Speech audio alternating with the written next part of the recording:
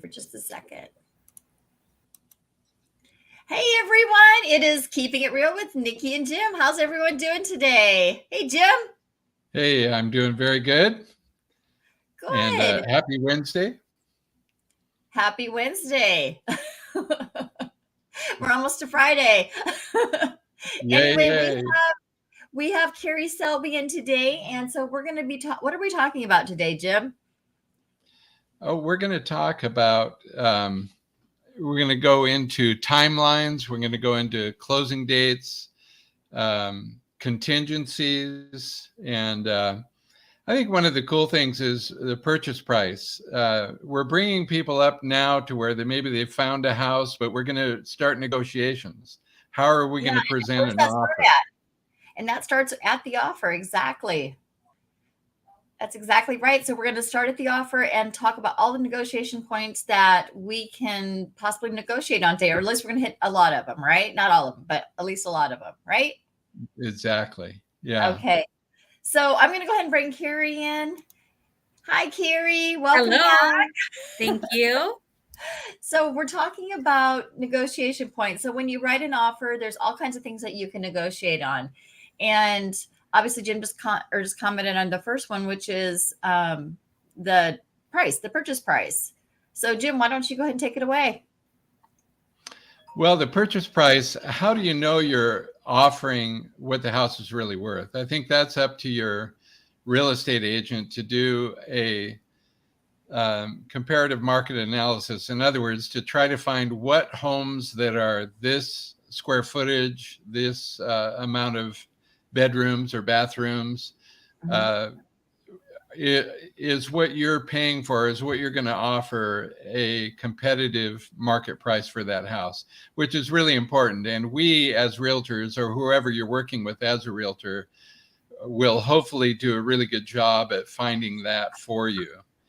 Right, because we don't want to overpay, right? A good broker would never have you overpay. Exactly. Right? And we're representing you to try to help you get the best price that you can on that house. So there's a lot to know. And that is to kind of know what's going on in the market. We just came through a time where homes were getting bid up left and right. And so that would affect how much we're going to offer, or what contingencies we're going to put on it, which we'll cover in a minute. But purchase price is probably the biggest thing that you need to get right. Right, exactly. And then, we've been kind of talking about, the past like 6-12 months, whatever. I mean, it kind of dropped off like July, I guess, of last year is when kind of things started really changing and the rates started going up quite a bit.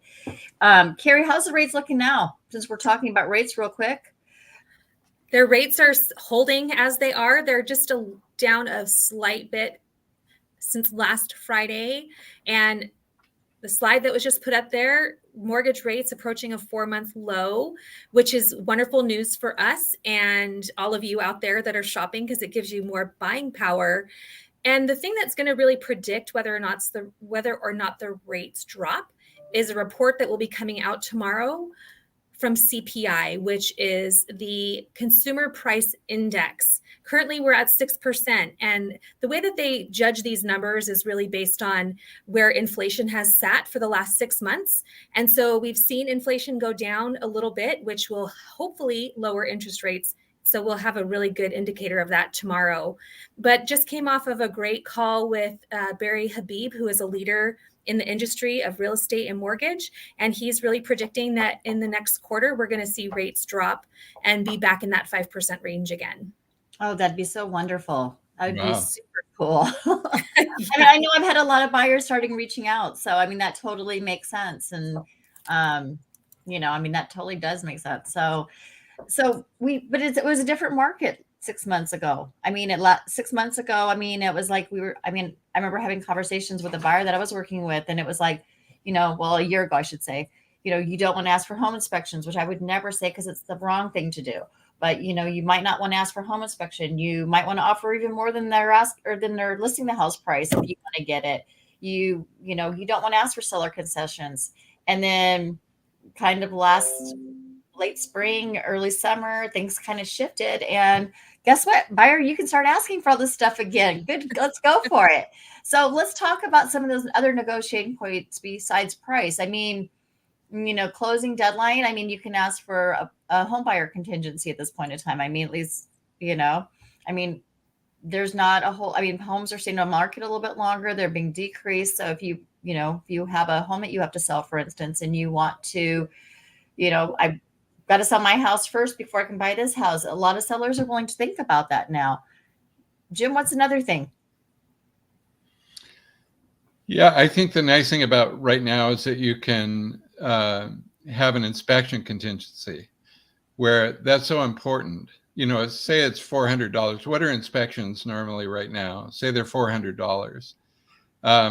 A couple years ago, and Niki sold me my house, but we put a inspection contingency, which say it cost $400. But what they found was that I needed a new roof. And so for $400, in essence, I got a $20,000 new roof. And so inspections are really important. Before, as you were talking about the market a couple years ago, people were waiving those. And sellers were taking offers that had the least amount of contingencies. The great thing about the market now is that you can put some of those in, which really save you a lot of headaches in the end. Yes, especially with the inspection contingency, there's so much that you don't know, and having the right home inspector to get out and do a pest inspection. And we're going to bring in an inspector here in a week or two, but which will be really good. It's so huge. I mean, you really, really do want that person to come in and tell you everything you can find out about that home before you buy it, because sometimes there's things that are hidden you just don't know about, or you wouldn't see with the naked eye. So having that professional in there is really helpful. I know that there's other things like seller concessions. That's another big one. I mean, a lot of times, we have a lot of buyers who have great credit, right, Carrie? Yes. Yes, but they don't have cash on hand. And so, they're needing to have that extra help getting that. And so now we can, again, hey, seller, your house isn't selling. Can we have some of those? Can we have some help with this buyer with the closing costs to help pay for some of these costs that are, and so that way I can just afford this payment that I need to do. So that's another one. And then Carrie's got a really cool one too about the 2-for-1 buy down. Do you want to tell us about that? Because that's like kind of a new, well, I don't know if it's a new thing, but it's been something that's been really popular lately to help a lot of the buyers get into homes. Most definitely. It's actually something that's been around for a long time. But as you guys were talking about before, those things were all waived. Sellers were selling their homes above list price. And so they didn't have to worry about a seller's concession or what the rates were or helping somebody buy it down. But honestly, right now in today's market, you're saying homes are sitting on the market for a long period of time, which in essence forces sellers to lower the price of their home.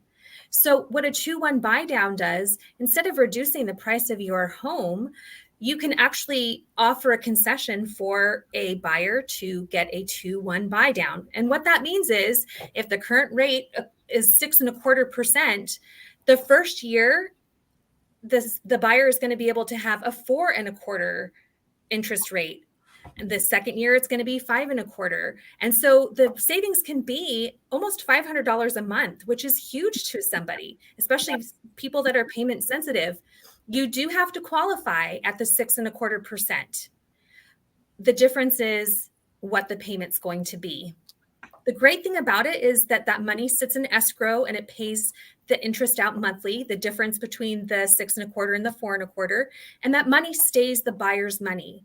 So when we do go to refinance it, it's just sitting in escrow and can pay for the new closing costs for the refinance. So you're doing a refinance for no money out of pocket, or a lot of times we'll just work it into the loan amount. So you can choose to have the closing costs paid for from that, which is a game changer for a lot of people in that way.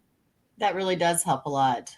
Yeah, and say they were going to lower the price $10,000 and the seller concession we need is only $8,900, and they offer $10,000 in seller credit, then they're offering $8,900 for the temporary buy down and then $1,100 towards the buyer's closing costs. So it's definitely a bonus and will help get somebody into a home if your home's not moving on the market. Okay, so I always like to have it kind of explained a second time, just because sometimes, like, especially with I don't do the financing part. That's not my forte. So I always like to have it really explained. So the 2-for-1 buy down. So the first year, it's a little bit more than the next year, and then the third year it drops back down to the 6% rate. So it's like, for instance, like let's just say that it was 4% for the first year, and then it goes to 5% the second year, and then for the third year it goes back up to like the 6% rate that you originally qualified at. Is that what I'm understanding? That's correct. And Okay. most people will not stay in the loan that long because, like we said at the top of this call, we're looking for rates to drop. And so people are going to refinance out of this loan. It's a temporary fix for rates being so high at the moment. Hey, Carrie, I got another zinger question for you that I didn't prepare you for. Okay. What's a normal percentage if you were going to refinance your house? What's a normal percentage of a drop that you'd want, or that would make sense if you're going to do a refinance on your house? So, for instance, like if you got a rate at 6%, what would be a good amount to think about, or what percentage? At least 0.5%. Okay, y'all heard that. So keep that in mind if you just bought a house from me. Okay. Okay. So Jim, what are some other things we can negotiate on? One of the things I did, Nikki, back when we did this house, was I found out that this house that I bought fell out of contract because it didn't have high-speed internet. So I thought, well, that's a great negotiating point. I was the buyer, Nikki was the real estate agent. And so I asked her, I said, well, can we use that as leverage that, this is why it fell out?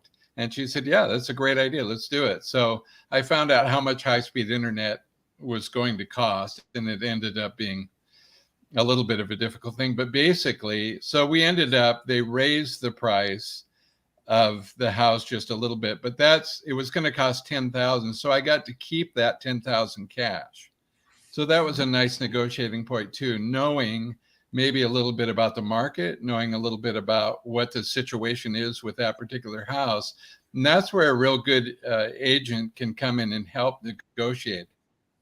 We're there to represent you, the buyer. And so we're going to try everything that we can to negotiate for your benefit. Right, exactly. And don't forget timelines too. I mean, if you need to close it a certain day because, you're going to leave town or whatever. I mean, those are all negotiating points. Who you want to use for your escrow and your title. Well, your escrow people, I should say, not your title people, but your escrow people. Your home inspection. I mean, there's all kinds of things that you can negotiate as far as timelines and that too, even under earnest money, which we talked about last week. So.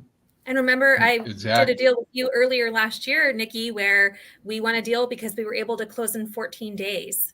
Yes, definitely. I mean, and having the right team and set up is huge, because if there's some that are able to do it, there's a lot that aren't. So having the right team is definitely important. So and there's different programs too. So I always say, talk to your lender. Like if you're looking at the financing stuff, talk to them, because sometimes they have programs that a lot of times are new. We don't know about necessarily as real estate. I mean, we usually find out about it, but it usually takes us, it trickles down to us too, kind of thing. But talking to your lenders and getting that information is so important. Hey, Nikki, I know the answer to this kind of, but what if we're talking about preparing a earnest or a purchase and sale agreement, making an offer. What if somebody came in and just wanted to make a ridiculous lowball offer? What does that do to the process? Because I think a lot of people think they can just come in but it's a smarter game than that. I mean, what you hope is that the other side will come back and give you a counter offer. I mean, everybody has a number that they're trying to hit. So if you are, the seller and you're getting that offer, rather than just saying no, sometimes it's more helpful sometimes to come back and say, here's a counter. I mean, I guess if it's ridiculously low, it's like, this person's not even, they're insulting me, as a lot of how buyers or how a lot of sellers will take that. They're insulting me because they're giving me such a low offer. But really, It's an opportunity. The way I look at it, it's an opportunity to come back and say, this is what, we're willing, we're trying to meet you here in the middle. Can you come up a little bit? At least see if that person's even able to do that. Yeah. Did I And I answer your think, question? yeah, it does. And I think another thing that's really helpful too is the communication between the buyer's agent, which would be us representing you, the buyer, and the listing agent. Because I think one of your last sales too, that you wrote a letter, had the, it's important too, maybe even to have the purchaser write a letter of why they want the house or whatever. You went back to the listing agent, and because of your extra effort with that, you got the deal. Yeah, you do. And I mean, and having the broker who will call and definitely talk, I mean, that definitely helps a lot of times. Yeah. I mean, because, we're all people and we all have, we try to build those relationships and stuff. And, and going in with the right attitude and the right, positive energy and stuff, that really makes a difference. And I can say as a lender, I'm always happy to call on behalf of my client and speak to the listing agent and let them know about this pre-approval that I've issued and how strong it is, and how we have prime borrowers who are just ready to go. They're responsive. They get things done quickly so that we can close on time. And that's an added benefit as well. Oh yeah, I definitely agree. Having your lender, I mean, being on the listing side of it, having a lender who knows what they're doing, and on the other side and stuff like that, who knows what they're doing, is huge. That was actually one of my last months, because it was a double contingency, home selling contingency. And so it was like, I mean, having an amateur at that would have not have worked. And it had to be somebody who really knew what they were doing and was going to be strong and make sure that everybody was on, and communication, making sure everybody was communicated and tell everybody what they're doing. So yeah, that's the one I was referring to. One more thing I just wrote down, and it's kind of going backwards just a little bit, but let's say we went back to, so Carrie, you're saying the interest rates are going to go down.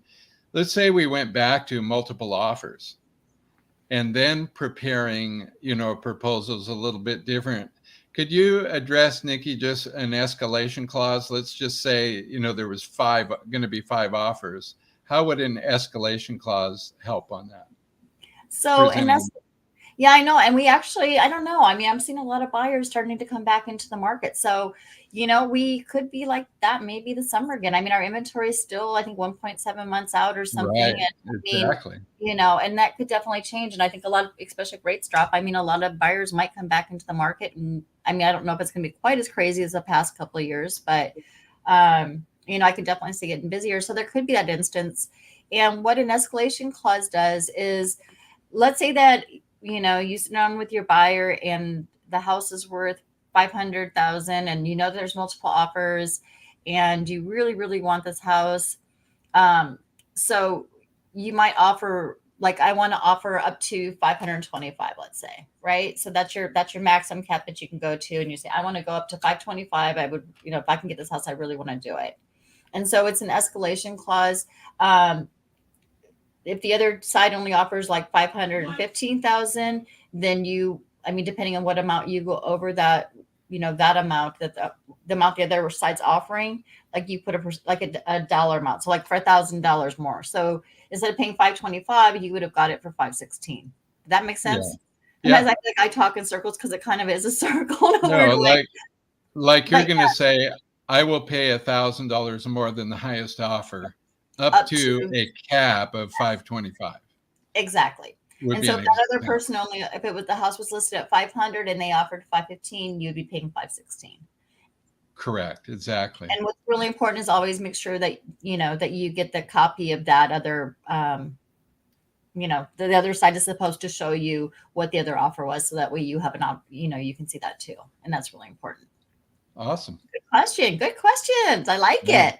Very good. Because because there's still a low inventory in the market right now, and interest rates go down, it could produce, multiple offers again.